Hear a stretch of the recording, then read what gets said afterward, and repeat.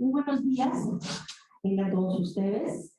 En nuestro tercer día de la FILAP 2022, toca el turno en esta ocasión la presentación del libro del maestro Fernando Fernández Contreras y nos habla en su libro titulado Energía Renovable, Hidráulica y Eólico, el futuro energético de Veracruz. Modera el maestro Manuel Octavio Carías Campuzano, coordinador de la Escuela de Ingeniería Civil de nuestra universidad. Pido al maestro Manuel leer la semblanza de nuestro presentador. Gracias por participar. Gracias, maestra. Buenos días a todos. Buenos días a quienes están aquí en el auditorio y a quienes nos escuchan en línea. Es un honor para nosotros que el maestro Fernando Fernández esté aquí presentando su libro, porque entre otras cosas es miembro de nuestro claustro de maestros de la Escuela de Ingeniería de la Universidad de Anáhuac. Y, si me permiten, voy a leer su semblanza.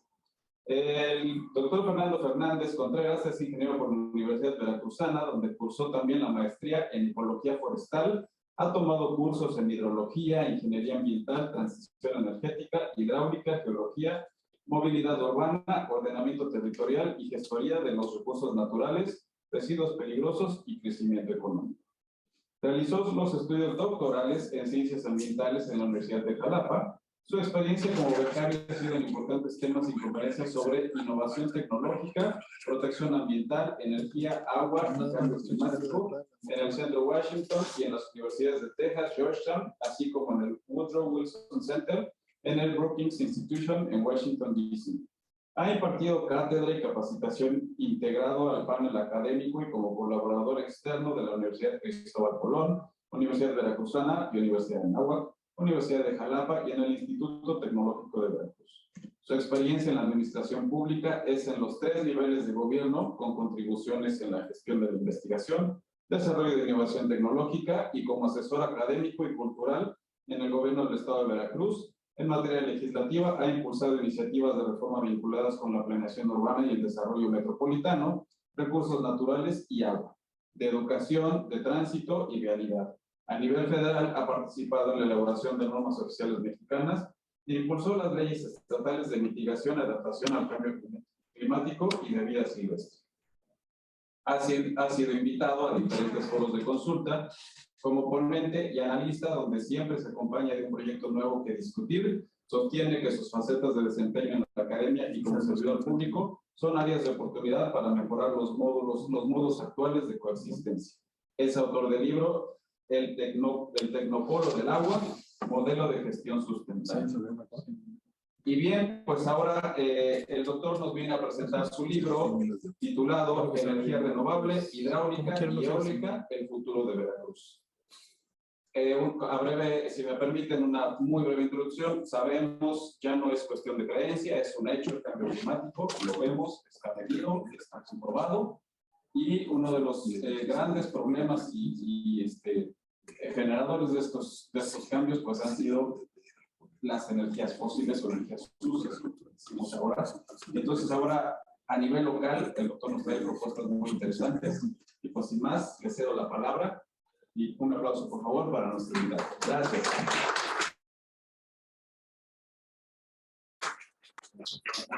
Muchas gracias, ingeniero Carías, por su amable distinción y acompañamiento en esta experiencia.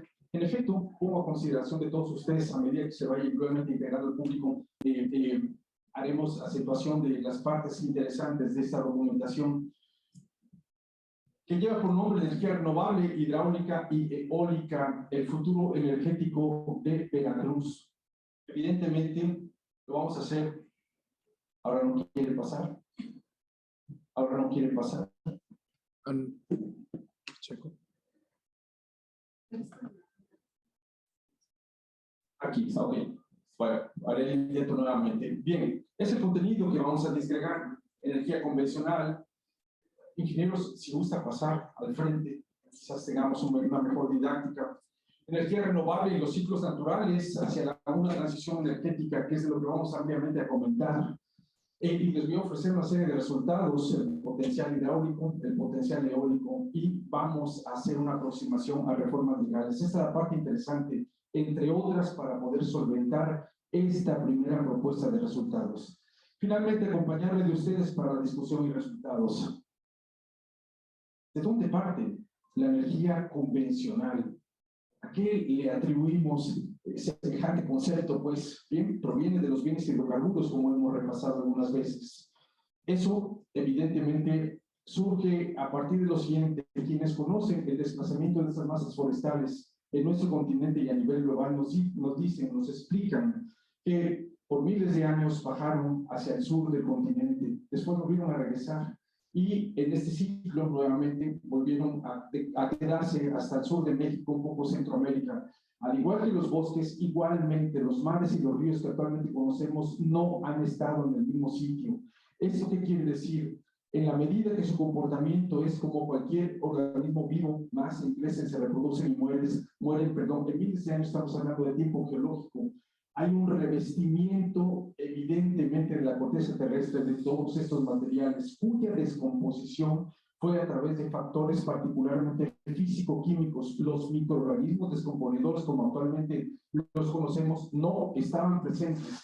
Eso dio margen, dio origen a tener calidades evidentemente de combustible. Quiero decir lo siguiente: hay una roca madre, una roca que va sellando estos lechos cavernosos que están en la corteza terrestre. Estoy pensando, diciendo, más bien afirmando, que estos van desde unos metros hasta los 36 kilómetros hacia el centro de la Tierra. Eso es la costra terrestre únicamente. Entonces, bueno, estos disgregados fueron acumulándose en algo parecido a la imagen. Es decir, por un lado separaron el agua, por otro lado quedaron los aceites y finalmente el cúmulo de gas, que en miles de años en tiempo geológico, pues esto pasa y trasciende muchísimo por lo siguiente. Una vez que a partir aproximadamente de hace 250 años, el hombre descubre el potencial energético y calórico que tienen los hidrocarburos, empieza a sustraerlos. Nada tan precioso en términos de energía, porque efectivamente le llamamos combustible fósil, pero es una forma despectiva. Recordemos que el petróleo es un recurso natural, lo hizo la Tierra, solo que si seguimos el curso geológico, esta explicación o su motivo, su presencia es otra, simplemente que el hombre le descubre su potencial energético, y aquí viene el grave problema. El problema de sustraerlo, de quemarlo, de la manera tan intensa como lo hemos estado haciendo, genera emisiones a la atmósfera. Con eso nos la estamos jugando, porque es la atmósfera respirable. Quiero decir, mucho dióxido de carbono, mucho gas metano, mucho gas butano, óxidos nitrosos, dióxidos de azufre, etcétera, que se quedan en la atmósfera, que repito, es la respirable. El problema con esto es que cuando vienen los haces luminosos del Sol a dejar evidentemente su participación de tanto beneficio, se distribuye en la Tierra, pero una vez que salen, son capturados los mismos por estas partículas, moléculas, y va incrementando la temperatura a nivel atmósfera. ¿Qué sucede como consecuencia? Que evidentemente esas moléculas se juntan unas con otras, y si no, las lluvias nos hacen ese favor, decantan. Todo lo que se suspende tiene que decantar. ¿A dónde se van? El primer efecto es la acidulación de los mares. Cambia su pH. El siguiente, los principales efectos que se notan actualmente es el blanquecimiento de los arrecifes coralinos. No es tan fácil una explicación como tal. La vida se nos está escapando. Por tanto, el incremento de la temperatura provoca evidentemente los huracanes de rapidísima intensificación. Bien, cuando he revisado con este propósito toda la fuente de energía renovable, pues las fuentes naturales de donde tomar esta potencia, primero he visto cómo entendimos o intentamos entender lo que es sustentabilidad. En este momento estamos entendiendo mejor lo que es la resiliencia global. De ahí nos estamos tomando para que a la Tierra le tomemos estos ciclos que le llamamos renovables para tomar el sol, el viento, su impulso, el agua, su impulso donde esté la radiación solar, igualmente hacer el aprovechamiento. Quiero decir con esto que mientras actualmente presumimos que tenemos un yacimiento, por ejemplo, de litio, entonces quienes poseen la tecnología se van por otras sales, por ejemplo, el sodio. para estos acumuladores, donde podemos poner nuestra energía que se produce por las fuentes renovables. Mientras estamos pensando ya en generar los centros regionales de producción de hidrógeno, vienen de la Luna a decirnos, la última exploración robótica, por ejemplo, de los chinos, nos dicen hace ya muchos años, los norteamericanos descubrieron una molécula ligera en la Luna. No son viajes gratis del helio 3 que aquí no se produce, allá sí, porque no tienen el revestimiento atmosférico, de tal manera que sí, allá cargas iguales, por ejemplo, positivas, se pueden unir. Aquí no, es cuestión simplemente de explicar las fuerzas electrostáticas que actualmente tenemos. Es lo que voy a intentar explicar como recurso renovable. Voy a dar una determinación, pues, de un esquema de condiciones técnicas y financieras de cómo llegar a hacer esta explotación de estas fuentes renovables de energía. Son 14 millones de grados centígrados que tiene el Sol en su núcleo a través de la fusión nuclear, la que desde allá nos comparte, pues, los tienes a la Tierra, llega solo un poquito para dinamizar, por ejemplo, los mares. Con este dinamismo quiero decir, la transición de agua líquida pasa a estado gaseoso. Igualmente se repotencian los vientos, y con esto quiero decir aquí, en este lugar donde estamos, que es portentoso, de oeste a este hay un viaje dinámico de provisiones de humedad desde allá. Cuando les pregunten cómo se hace el agua, de dónde viene el agua que tomamos desde los océanos, son los ciclos, allí se comienzan, dinamiza, entra y una vez trae una fuerza. Todo es un balance aquí, todo es un balance. No hay mayor fuerza por quiero decir, con la temperatura y la fuerza del viento, se acerca la humedad, pero está en equilibrio, no rebasa el portento fisiográfico que tenemos aquí, que se llama cofre de Perote, el Naucan Pantépetl, no lo rebasa, ya está previsto, es decir, esta humedad una vez que se condensa, empieza la precipitación, la reciben los bosques, particularmente el de pino encino, el de pino, el mesófilo de montaña, y de allí empiezan los escurrimientos, los veneros se forman, con otro forman los arroyos, con otro forman los ríos, y así sale el nivel 1, nivel 2, nivel 3, hasta el que sea necesario al Golfo de México. Se vuelven a integrar al Océano Atlántico para nuevamente renovar el ciclo. ¿A qué voy? Actualmente es tan difícil embalsar agua, es muy costoso. Ya no hay ríos que en este momento pueda decirse, nos puede servir para embalsar e hidrogenerar. Ya no existe. Toda el agua está repartido. Además de que existen iniciativas sumamente exigentes, ya no es tan sencillo. Entonces, el agua que entra a nuestras ciudades debe tener un propósito alineado a este esfuerzo. Quiero decir lo siguiente, miren, no es tan sencillo. El 97.5% del agua en el planeta es salada. Ustedes lo saben. Es mucho lo que se va hacia los océanos. Tenemos únicamente el 2.5 que es agua dulce. Este 2.5, si lo transformamos en un 100%, el 69% está en estado sólido.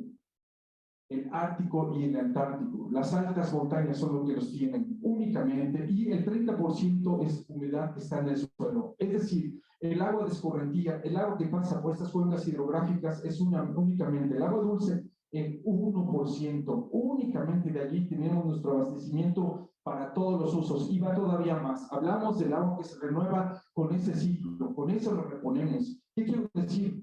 Dicen quienes conocen de los temas que es un recurso ya amenazado. El punto, lo que está disponible realmente para nuestros servicios es el 0.007 milésimas. Es lo que podemos aprovechar, es lo que tomamos los seres humanos. Bien, quienes entienden del término sabrán, por cada grado de calentamiento global que se incrementa, la gente se afecta en un 7%, la población mundial en su recurso tomable de agua se reduce hasta en un 20%.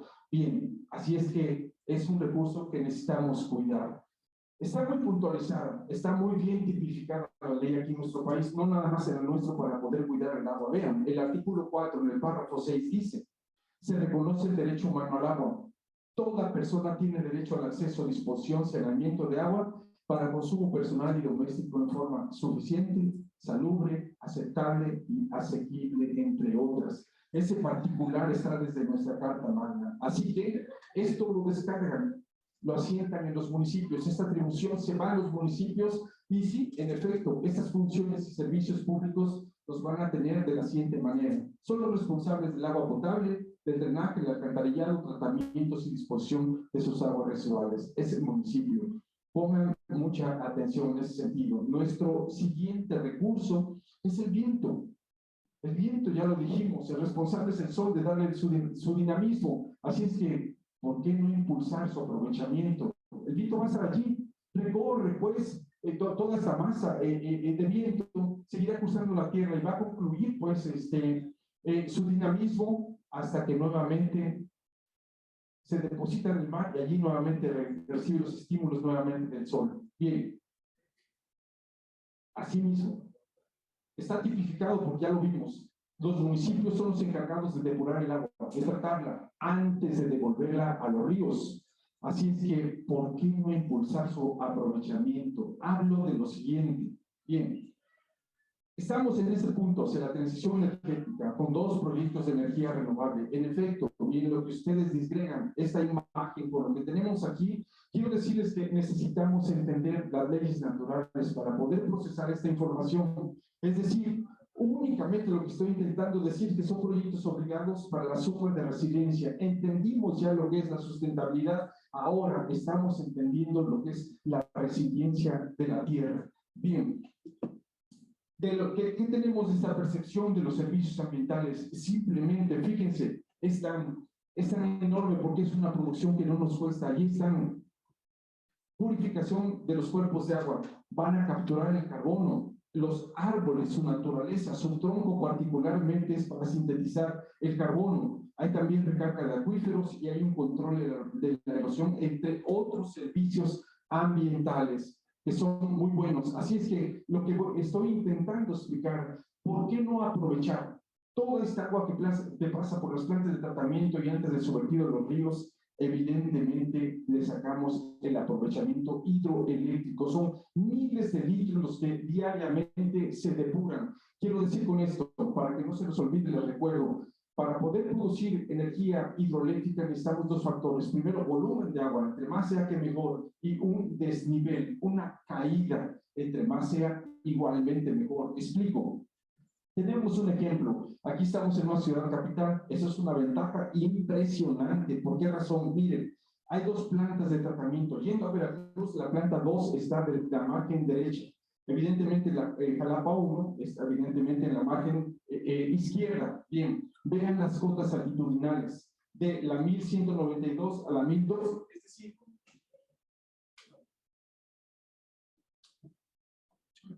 ¿puede intentar otra vez? Probando, gracias. Bien, podemos pasar entonces este trasvasado de 250 litros a los 750 litros. Quiero decir, con eso tenemos un volumen de 1000 litros de agua por segundo. Es 1 metro cúbico, ya es muy bueno. Aunque tiene momentos de mayor flujo, no importa. Lo que nos están garantizando es que por lo menos vamos a tener 1 metro cúbico de agua. Con lo siguiente, aquí lo tienen. Mientras revisan los 2 primeros, yo explico el tercero. Jalapa es ciudad capital de un estado muy importante. Por tanto, tiene aquí la sede de los poderes, entre otros el legislativo. Podría solicitar una ampliación de fondos para convertirse en un referente nacional y entonces ser el primer municipio en generar energía hidráulica renovable. En los municipios no existe, es lo que estoy intentando impulsar. Porque de los ríos, olvídense, toda el agua ya está distribuida, va a ser muy difícil. Bien, lo único que necesitamos entonces es embalsar. Como ya vamos a tener la planta de tratamiento, olvídense, este es un esquema de mini central. Vamos a intentar llevar el agua propulsada, pues por diferencia de nivel, hasta mover una resistencia, que en este caso es una turbina, conectada por un rotor a un generador y de ahí se hace la magia. Ahí se forma la electricidad, diciéndolo de manera muy general y complementaria. Si exactamente cerca de la planta de tratamiento no tenemos el desnivel, hay que llevarla a través de canal revestido o libre, pues sin techo, pero lo que hay que encontrar es esta caída. Es impresionante, aquí es una caída muy fuerte, pero si tenemos entre 12 y 15 metros de desnivel, ya la hicimos, estamos para producir jóvenes de verdad. Ese es un recurso, lo que les estoy diciendo es un recurso aprovechable que en México no existe. Bien, utilicé una metodología, mi base es el método científico, así sea para escribir, en esta experiencia utilicé también una metodología, es cuantitativa, este diseño metodológico así me arrojó. Lo cuantitativo, porque necesito explicar escenarios que son multiscenarios, pues multivariado, cómo poder, por ejemplo, correlacionar el cambio climático con los volúmenes que están actualmente aprovechados por la industria, la revisión que hago, documental, cartográfica, y yéndome a todas las condiciones del litoral, veracruzano, evidentemente tenía que tomar algo como esto. Y el recurso que entre cuatro me ofrecía ese diseño metodológico, usé el exploratorio. ¿Por qué razón? Simplemente porque necesitaba indagar algo diferente, con nuevas perspectivas de un recurso, la energía renovable, por lo menos en estos dos tipos, que de verdad en México, y yo creo que en toda América Latina, estamos en cero.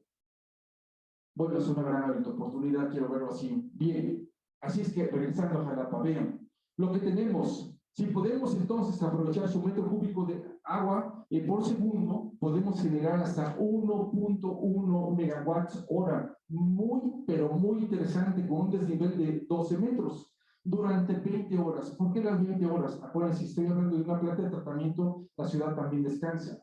Entonces hay un particular ahí de 4 horas en el cual vamos a seguir produciendo. Les voy a mostrar el equipo. Es impresionante, vean esta belleza. Revisé más de 20 equipos para poder turbo generar, pues este me encantó. Ahora les explico por qué. Es tecnología china, turbina hidráulica turbo, marca Fusion. Es impresionante. 3 de sus aspectos técnicos. El primero, lo voy a explicar.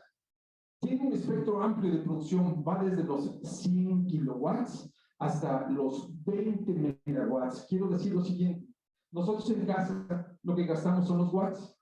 Los watts, 1000 watts son 1 kilowatt. 1000 kilowatts son 1 megawatt. 1000 megawatts, bueno, ya es un gigawatt, pues, pero aquí lo que tenemos es que nos puede producir poquita energía hasta mucha. Con eso, para que tengan una idea, 400 kilowatts sirven para suministrar el flujo de energía aquí a Plaza Américas, para que tengan una idea de más o menos en lo que andamos. Bien, los siguientes, vean, acepta 2 tipos de ejes de acoplamiento. Antes tendríamos que escoger, o lo tendemos de forma vertical o lo ponemos de forma horizontal, o Pelton o Francis. Ahora no. Es impresionante cómo decidan, pues, los ingenieros que van a estar durante la instalación haciendo pruebas y demás, cómo lo decidan, una u otra. Es impresionante, de verdad, cuando revisé la ingeniería metalúrgica está combinada aquí con los geólogos, con los ingenieros mecánicos y particularmente los físicos que estudian los materiales. Es impresionante la deducción que han hecho. Y otro más, me impresiona. Antes usabas una boquilla o boquillas únicas. Ve aquí los inyectores que tienen hasta 6, por ejemplo, ¿no? Entonces puedes tomar una, claro, evidentemente más grande para el volumen que vamos a aprovechar, y va a mover esta resistencia que le llamamos turbina. Aquí está nuevamente la turbina y todo su revestimiento. Bien, ¿de qué estamos hablando entonces? Miren, hay una inversión estimada, aquí está. $700,000 es lo que vale. Hice el cálculo, un estimado donde es el costo de la turbina, el generador y el empotrado. Quiero decir, la ingeniería civil que vamos a utilizar para empotrar este equipo. No hablo de casa de máquinas, ni tampoco de canales, ni demás. Únicamente es esto. La Comisión Nacional del Agua nos regala hasta 30 años. Es el título de concesión que nos da hasta 30 años para poder aprovechar este material. ¿Qué quiero decir con ello? Bueno, dependiendo, pues, de cuánto sea, en qué tiempo nos llevemos de recuperación de la inversión. Si somos estrictos en, escúchenlo, 2.5 años. 2 años y medio, es impresionante. Sí, somos estrictos, es decir, producimos, vendemos la energía y estamos recuperando para pagar en todo caso si nos prestaron para invertir. O vamos igual con algún privado. Los municipios pueden juntarse con algún privado y poder generar esta hidroelectricidad. Bien, tendríamos entonces de 26 a 28 años de beneficio económico. Eso de verdad, pues es muy bueno. ¿A qué me refiero? Bien, vean esto, vean esto. El costo del megawatt que produce la CFE en centrales termoeléctricas, no tuvo el otro de la hidroeléctrica, pero bueno, en termo, vale entre 1.413 y 1.500 pesos. Si un generador independiente produce el megawatt, se lo vende la CFE, esta energía hidráulica renovable se lo va a pagar la CFE en 900 pesos. Es decir, tendríamos esta ganancia por día, esta ganancia por mes, y nuestras ventas por 10 meses son equivalentes a 5.940.000. ¿Por qué 10 meses? El problema no va a ser con el equipo electromecánico, que será nuevo, sino probablemente con las plantas de tratamiento que quizás necesiten algún tipo de mantenimiento. Estoy pensando que 10 meses de producción va a ser bastante bueno. ¿Qué quiero decir? Entonces, estos $700,000 calculados para el mes de febrero, para entonces ya estaba listo esta producción, se recupera en 30 meses al producir en ese periodo energía equivalente a los 17.820.000 pesos. Pues algo más alto que esto. Bien, continuamos. Pero, ¿qué pasaría en todo caso si no nos da el volumen? Que no tengamos aquí 1 metro cúbico, entonces nos lo vamos a empezar a llevar, generar las condiciones que enseguida explico de lo siguiente.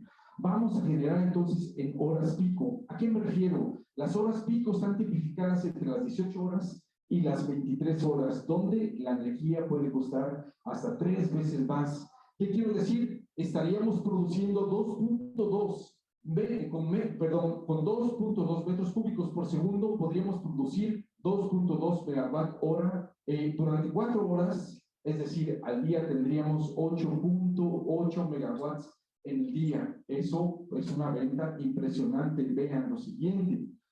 Tendríamos que hacer entonces un tanque regulador donde disponer esta agua, llevárnosla para estar acumulando y que tenga una capacidad aproximada de 40.000 metros cúbicos para dejarla decantar efectivamente en las horas pico, de 18 horas en adelante. Y si nos dan el título de concesión hasta 30 años, vamos entonces de 3 a 4 años para su recuperación, tendríamos entre 26 y 27 años de beneficio económico.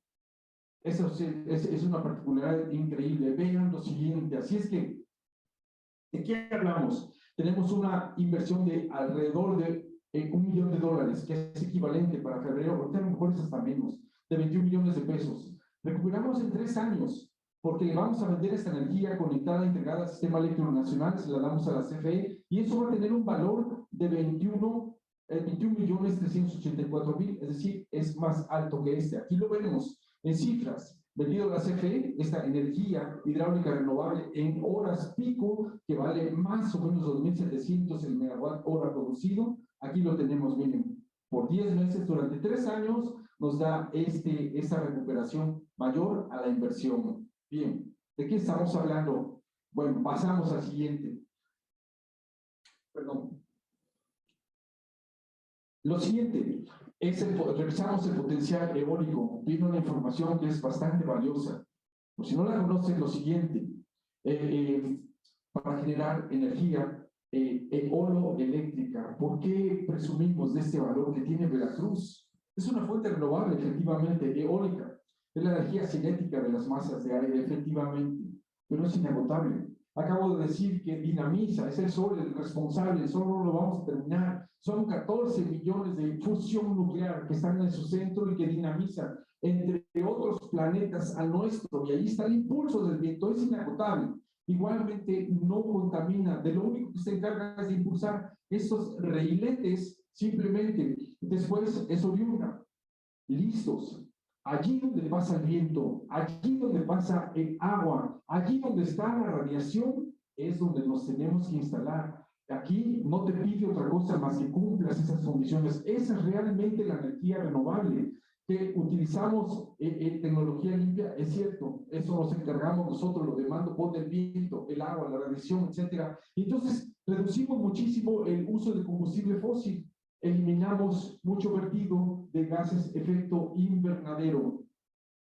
Bien, elegí también un aerogenerador en este modelo, E800, es tecnología china también. ¿Por qué razón? Miren, cuántas veces he preguntado por los municipios que están cerca o son costeros, ¿cuál es su principal actividad? Me dicen, es la agricultura, eminentemente agrícola. ¡Wow! ¿Y para qué tienen el mar enfrente con tanto producto?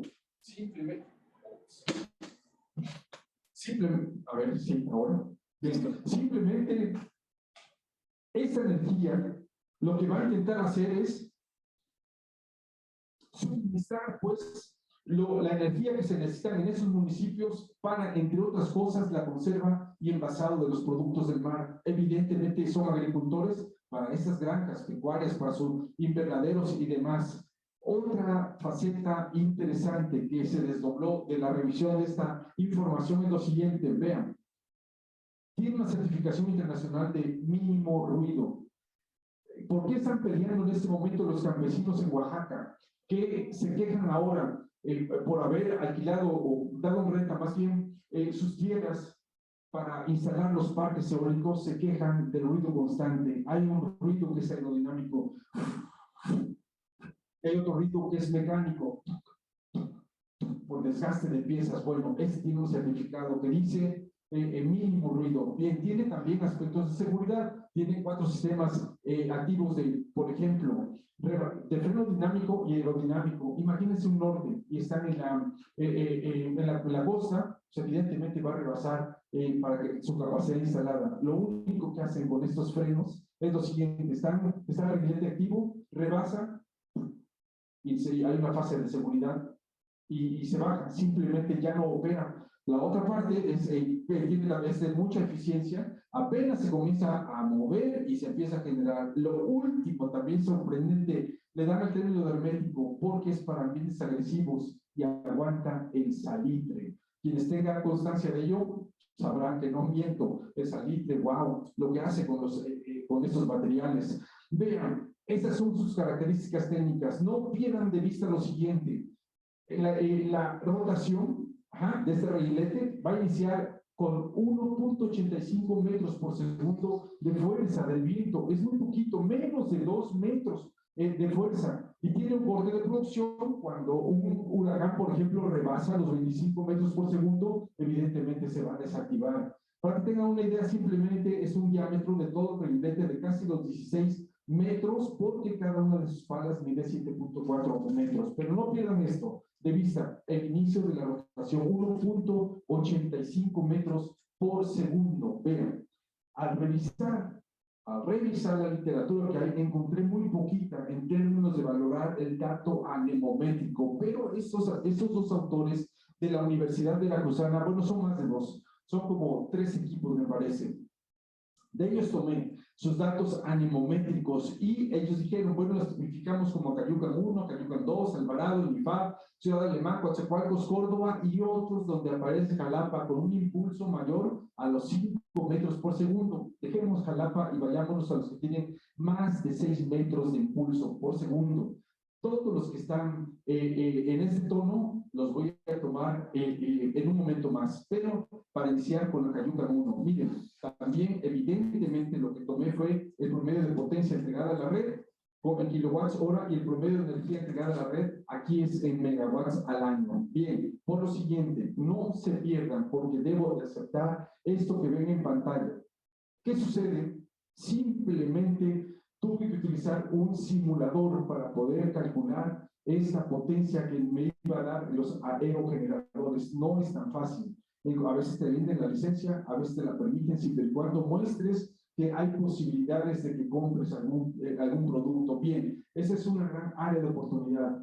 México, en América Latina seguramente no hay estos procesos que manejan modelos matemáticos y que son simuladores de alta eficiencia. Yo utilicé uno para hacer los cálculos que ya vieron. Bien, así es que un aerogenerador tiene un costo en este momento de 80,000 euros. Ajá, a lo mejor ya subieron porque el euro se vino para abajo también su precio. Cuando coticé era de 23.19, es decir, había un equivalente de 1.855.200 pesos por cada uno de esos aerogeneradores. Bien, el megawatt hora producido de esta energía eólica vendida y entregada a la CFE tiene un valor de 980 pesos, vale un poquito más que la hidrogeneración. Bien, considerando esta inversión, por ejemplo, de la estación anemométrica Cayucan, con un promedio de energía entregada a la red de 1.851.86 megawatts, tenemos que esta inversión la vamos a recuperar en un poquito más de un año con un mes, porque vamos a obtener 1.966.000 en adelante, mayor a lo que estamos advirtiendo, pues. El título de concesión es diferente. Aquí lo da la Secretaría de Energía y la Secretaría de Medio Ambiente hasta 25 años. Y podemos entonces decir que un año con un mes recuperamos inversión y vamos a tener hasta 24 años de beneficio en esta, si instalamos ese aerogenerador. Acuérdense, un parque eólico te permiten hasta 7 unidades, 7 aerogeneradores. Ese es un parque eólico. Bien, hay otra cosa, precisamente con la introducción que me hizo favor el ingeniero Carías de mencionar el cambio climático. Socialmente o ambientalmente, ¿qué ventajas tenemos? Miren, si tomamos cada una de estas estaciones anemométricas para poner un ejemplar de aerogenerador, ¿saben qué sucede? Perdón, de esta producción de energía eléctrica por aprovechamiento de energía cinética eólica, estimada en 9.233 megawatts anuales, se dejan de consumir, vean, 794.12 toneladas equivalentes de petróleo. Quiero decir que si con una termoeléctrica ustedes quieren generar estos 9.233 megawatts, deben quemar 794 toneladas de petróleo en cualquiera de sus versiones. Estamos evitando, en el momento que usemos esta tecnología, vamos a estar evitando las emisiones a la atmósfera, que eso es lo que estamos tratando de impulsar para que se reduzca la temperatura que actualmente tenemos de una atmósfera que es respirable para nosotros. Bien, vienen las iniciativas de reforma, nos acercamos ya propiamente a la parte final. Para que esto pueda darse, para que pueda suscitarse la generación aquí, no solo en Veracruz, en México, necesitamos hacer unos cambios en las leyes que actualmente nos rigen. Vean lo siguiente. En el libro aparecerá iniciativa de reforma federal 5, son 15 las que estoy proponiendo, 8 federales, 7 a nivel estatal. Cuando hablamos de las plantas de tratamiento, es cierto, está tipificado su valor particularmente técnico y dice la ley, lo tienen que hacer los municipios. Perfecto, muy bien. Pero el problema es que, como ya lo asentamos, el agua acumulada actualmente es de un alto costo, entonces, ¿por qué no aprovecharla para generar, como en ejemplo, energía hidroeléctrica? Igualmente, con un manejo sustentable en los municipios, ¿qué pueden hacer? Después de la planta de tratamiento, poner una potabilizadora. Les estoy hablando de un bien de alto valor tecnológico, una potabilizadora para que entonces las empresas que distribuyen, que envasan agua potable y luego nos las venden en los centros urbanos, evidentemente vayan y se carguen allí. Y entonces el beneficio ya no va a ser para la CNA, ellos lo cobran, sino va a ser para los municipios. Es lo que estoy proponiendo. Así que, perdón, me regreso. Así que, una más. 8, perdón, es que sí le presioné varias veces, pero aquí está. Miren, ¿a dónde vamos a llevar esta iniciativa de reforma? Lo siguiente, la ley de aguas nacionales. En el título 6, capítulo 1, agregar el artículo 44, un sexto párrafo que diga lo siguiente. Vean, este es un ejemplo de cómo se hace una iniciativa de reforma. He sido asesor en el Congreso del Estado y en el Congreso de la Unión. Los municipios que celebren convenios entre sí o con los estados deberán considerar otras utilidades inherentes al volumen de aguas tratadas, entre otras, la producción de hidroenergía y la potabilización del agua, a ofertar y distribuir entre la industria embotelladora y los suministros de energía a las comunidades con déficit o carentes y para el suministro con otros municipios. Vamos a un siguiente ejemplo de estas iniciativas. Con esto termino esta parte. La iniciativa de reforma federal número 8, así la van a encontrar. En México, pues, el esquema orgánico de administración deposita, pues, en los gobiernos municipales, pues, toda la confianza. ceden mucho de los gobiernos a este nivel a los esquemas municipales, pero una vez que el esquema federal, el gobierno federal descubre que se puede hacer un aprovechamiento de agua, que se puede hacer un parque solar, que se puede hacer una central fotovoltaica, son los primeros en llegar a ver esta condición. Vean por qué razón. Por ejemplo, cuando hay un proyecto de esta naturaleza hidroeléctrico, ellos son los que se encargan. Y entonces, ¿por qué darle a los municipios la atribución de cuidas el agua, cuidas el bosque, no tiene que haber tirados de basura, etcétera? ¿Por qué razón? Cuando hay este tipo de aprovechamiento, pues ya no le dan oportunidad a los municipios. Eso exactamente es lo que estoy proponiendo en la siguiente laminilla. Vean.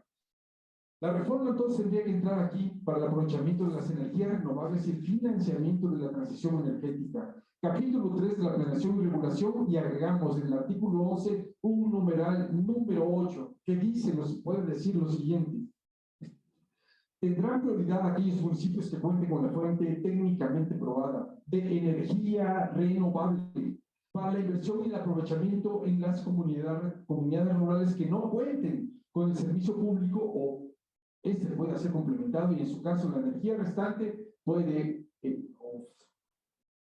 con tantito que le presioné, perdón, se me escapó.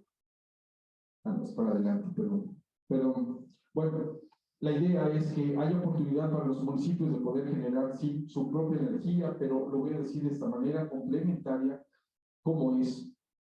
Ahora ya no se ve. Se está cargando. Ok, va.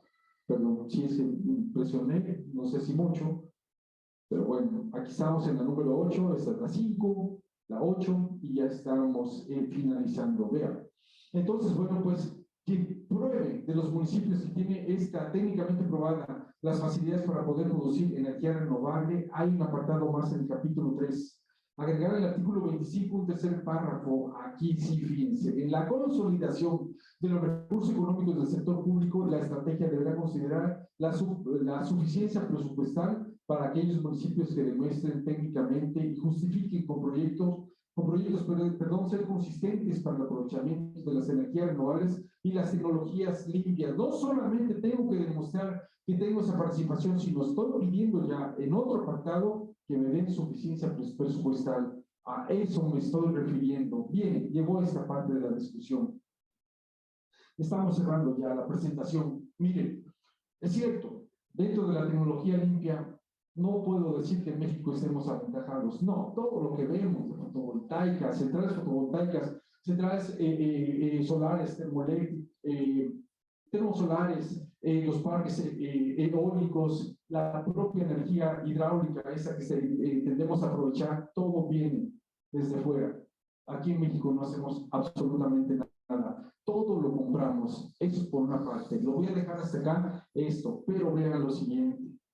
Cuando estuve utilizando algún recurso pues informativo como estos investigadores de la Universidad Veracruzana, yo mismo, otros, por ejemplo, intentamos la evaluación del potencial eólico, el análisis estacional de un año, la potencia eléctrica para entrega comercial, procesamientos de potencia eléctrica para la industria, valoración del viento, análisis de fluidos, diseño de autogeneradores, diseño de eje vertical, etcétera. Nos fuimos a modelos matemáticos que ya están en software. Miren, esos son todos los que hay, pero están hechos en otro lugar. ¿Qué digo con esto? Miren, qué bueno que los profes nos enseñan cómo utilizar algún simulador, algún modelo matemático, qué padre. Pero qué tal si nos van enseñando desde este momento universitario a hacer esto que nos cuesta muchísimo, quiero decir, muchísimo dinero al país. No cualquiera tiene acceso a ello. Las licencias se las venden, evidentemente. Eso es una gran área de oportunidad. Para lo siguiente, quizás en el ejercicio hidroeléctrico, de generación de energía hidroeléctrica, allí vamos a cierta ventaja. Toda la ingeniería civil aquí en México, adherida a esa producción, es bastante buena. Creo que salimos sobrando en ese sentido. Es muy bueno. A cualquier ingeniero civil que haya estado aquí les va a poder enseñar mucho.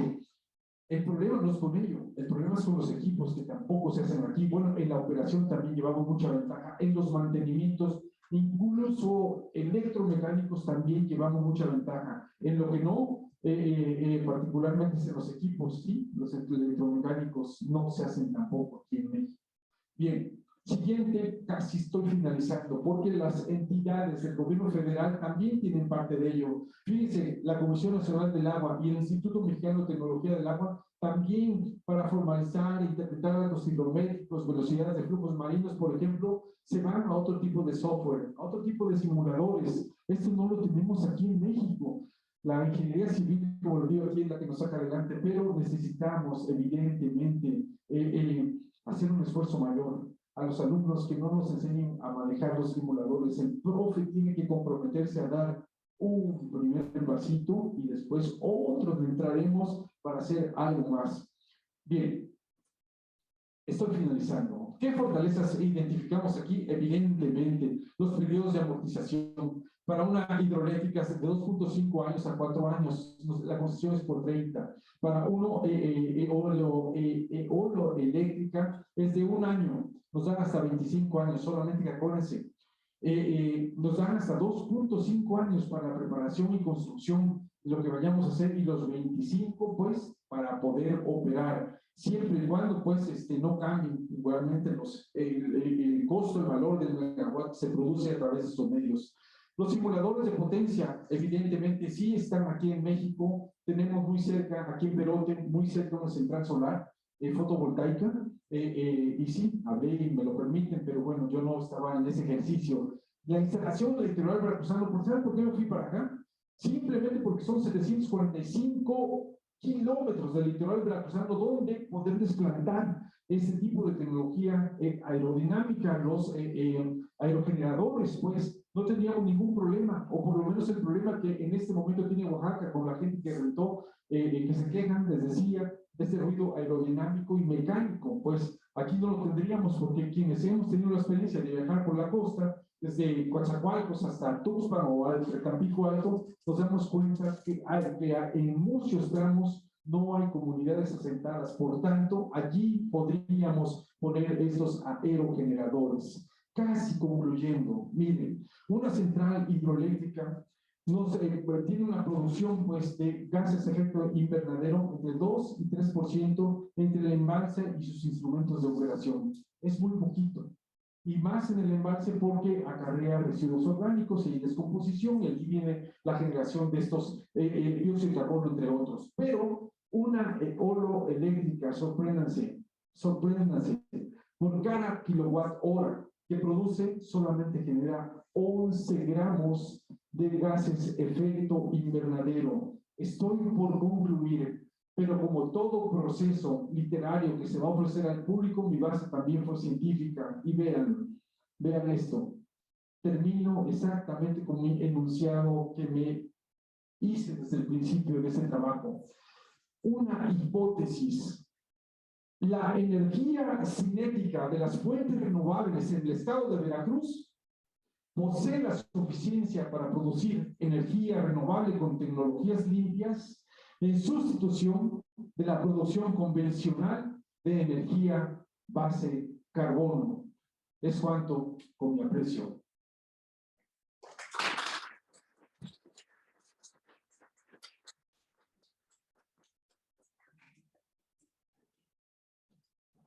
No sé, abrimos el espacio para preguntas. Muchas gracias, doctor. Y respuestas. Si alguien quiere hacer algún comentario al maestro, al doctor.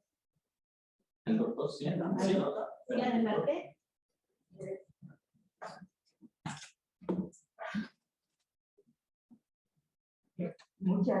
Bueno, me presento, soy Laura Goya, estoy en el Instituto Tecnológico Superior de Jalapa y tengo muchos años de conocer aquí al doctor Fernando. Me da gusto, bueno, participar en esta presentación, ¿no? Para saber en qué anda.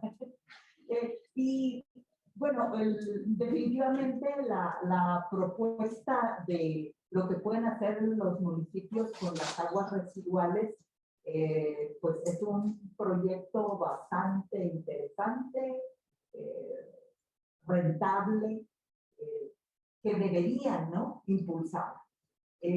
Pero si bien identificas, bueno, parte de las lagunas jurídicas que se deberían de llenar para poder hacer esto, pero ¿qué pasa con la solvencia económica de los municipios, ¿no? Que, digamos, no tienen ni para pagar la luz de las plantas de tratamiento, que es algo que les lleva más las 2 terceras partes de sus ingresos, ¿no? Entonces, requeriría, como bien señalas, ¿no?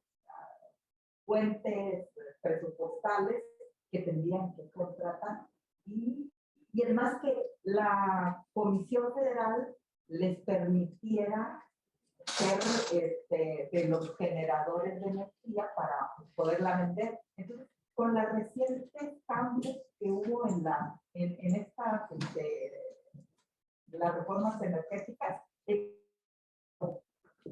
digamos que le entra, sí hay posibilidades de que puedan hacer esta venta de energía. Oh, sí, Son muchas. sí, entiendo, sí, por supuesto. Sí, fuimos afortunados porque en esa propuesta de cambio en las leyes que afectaba precisamente los principios de generar energía renovable por los particulares, que todavía está definida una parte, no pasó. Somos afortunados, digo, porque finalmente es gente que puede invertir y que puede hacerlo de junto con los ayuntamientos. Y en efecto, cada vez, a mí me da mucha risa porque, créanme, tienen que llegar algunos de ustedes también allí. He sido asesor en el Congreso del Estado y en el Congreso de la Unión y he visto la ignorancia a veces con que estos temas no toman significado, y es precisamente por eso, porque no conocen bien los términos de energía limpia, de energía renovable, y lo primero que dicen, ok, si ustedes en esta comisión van a aprobar esa modificación, entonces a su comisión se la van a cobrar y de ahí van a partir los recursos para los municipios o la entidad del gobierno que corresponda. En efecto, cualquier tema, cualquier modificación que se hace en las leyes del Estado, es bien clarito, yo lo he escuchado, yo he estado allí, cuando dicen, ok, pues si quieren aprobarla, apruébenla, pero se va de su comisión, se lo damos al municipio y a ver dónde agarran también después. Entonces todo está bajando a los municipios de una manera no muy regulada y no por amor, que en un ejercicio de administración pública que tendría que ponernos adelante. No lo hay. Entonces creo que gente como ustedes que se informan tiene que llegar allí. Hay que dicen que por sus derechos humanos puede llegar cualquiera para no violentarlos. Pues sí, pero nadie puede llegar que tiene apenas finalizada la primaria, la educación primaria. A mí me sorprende cuando estuve insistiendo modificar la ley de tecnología, de ciencia y tecnología. Yo una vez y después el diputado se desapareció cuando se me acercó ya un asesor y me lo dijo. Dice, ¿sabes qué? Te lo voy a explicar cómo es. No te entiende porque ni siquiera terminó la primaria, entonces lo respetamos mucho y ya. Entonces, del otro lado, ellos se amparan diciendo, no, puede llegar cualquiera por sus derechos humanos, tú no puedes impedirlo. Y nosotros que estamos para recibir ese beneficio, pues sépanlo, ¿no? Sépanlo. Pero tienen que ustedes habilitar en ello. Vamos a recibir una siguiente pregunta. Sí, es el caso. Sí, a ver, por allá. Tengo la duda de que cómo va a implementar su octava ley si tenemos solamente permitido 0.5 megavatios a la producción de energía limpia. Entonces, está hablando que usted tiene un turbogenerador. Supongo que superaría el límite. O sea, no alcanza la ley a dar ese 1 megavatio. Entonces, o sea, creo que está muy bien enfocado, pero no creo que vaya a las energías rurales, ¿sabe? Porque ahora teniendo en cuenta que las instalaciones son súper deterioradas, no aguantan ni 0.2 megavatios. Si usted implementa 5 megavatios, tendría que cambiar aproximadamente 285 rurales en Veracruz. Entonces sería un costo enorme. Por lo tanto, creo que no es muy sostenible, ¿sabes? Pero creo que es una muy buena idea la octava ley enfocada a la ciudad, donde se podría permitir 1 megavatio. Entonces, bueno, creo que ahora por la ley es un impedimento. O sea, es una excelente idea, pero creo que ahora se detendría algo. Pero igual, no sé tanto sobre el tema, desconozco. Según yo, esto es en 2020. No sé si ahora es posible.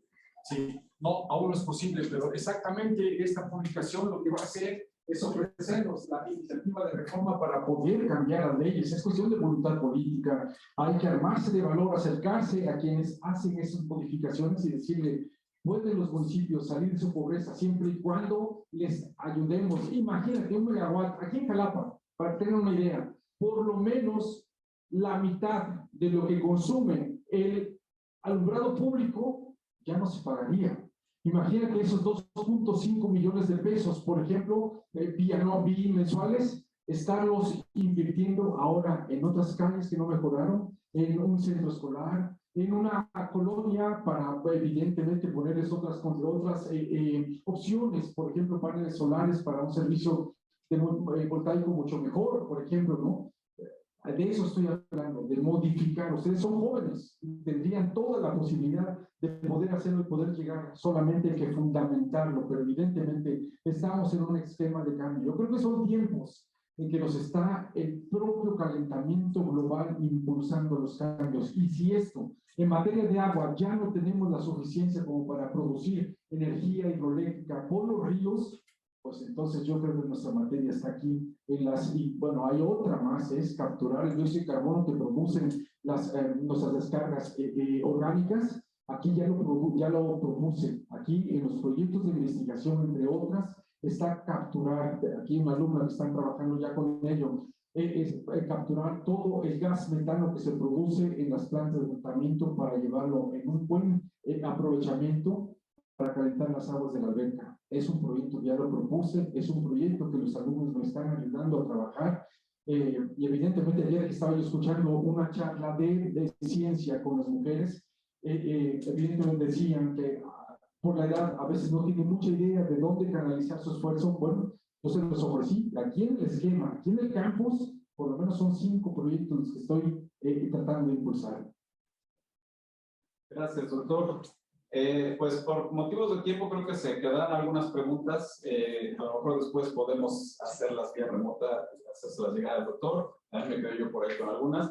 Pero por motivos de tiempo tenemos que cerrar. Muchas gracias a todos por asistir. Muchas gracias, doctor, por su presentación. Muy interesante tema y con mucho futuro, desde luego. Le cedemos la palabra aquí a la maestra directora. Gracias. Bueno, pues de verdad agradecemos la participación de nuestro presentador en este tema tan importante y de una conciencia general, ¿no?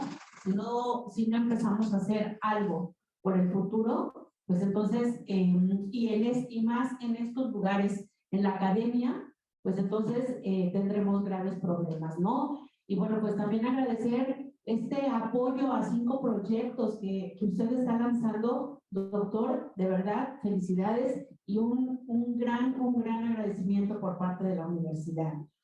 Bueno, pues quiero que brindemos un fuerte aplauso, por favor, al doctor Fernando Fernández Contreras. Y a nombre de la Universidad Anáhuac Veracruz Campus Jalapa, quiero entregarle un reconocimiento de participación en la FILAB 2022 y quiero hacerle entrega también de un presente. También vamos a hacer la entrega, foto por favor, vamos a hacer la entrega a nuestro moderador, el maestro, el maestro Manuel Carías, campusano, coordinador de la Escuela de Ingeniería Civil. Gracias por estar aquí presentes. Gracias de verdad nuevamente, doctor Fernando. Y bueno, qué gusto que sea de casa. Bien, gracias. Otro aplauso fuerte. Ahora les esperamos. En la casa tenemos una presentación de taller de danza. Después tendremos la participación a la 1 del taller de canto y ensamble. Y por la tarde tenemos una charla a las 4, una presentación del libro, a las 5 otra presentación del libro y clausuramos a las 6. Y también tendremos la premiación del cuento corto, del concurso de cuento corto. Ojalá algunos de ustedes que están acompañándonos hayan participado. Gracias nuevamente.